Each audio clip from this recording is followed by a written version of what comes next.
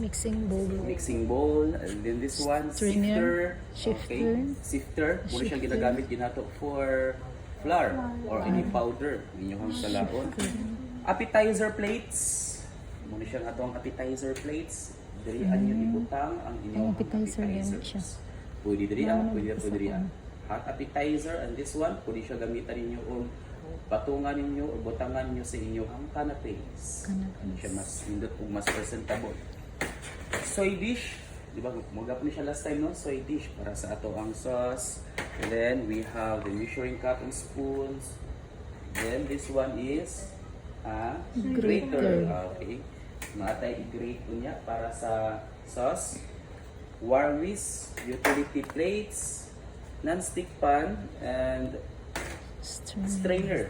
Okay, or skimmer. So ang tawag pang skim.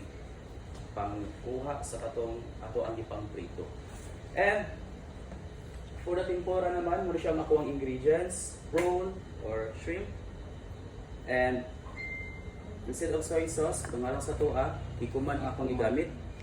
Mamang ko siya aroma kasi sa katong plain soy sauce lang ato ang ginagamit. And this one, okay, mirin. Okay. Yes, this mirin. There is a type of vinegar o wine vinegar na medyo sweet ang iyahang flavor. Okay. So, Japanese siya po nga po na ito, no? Nga ingredients. Medyo mahal-mahal siya.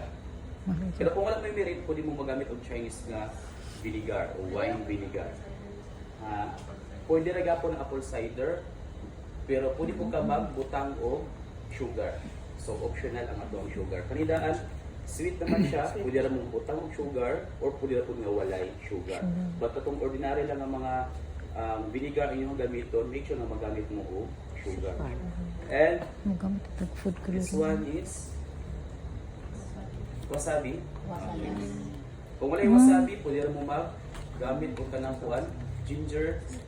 Okay. Pwede rin mo magamit o ginger. Anak mo siyang mince.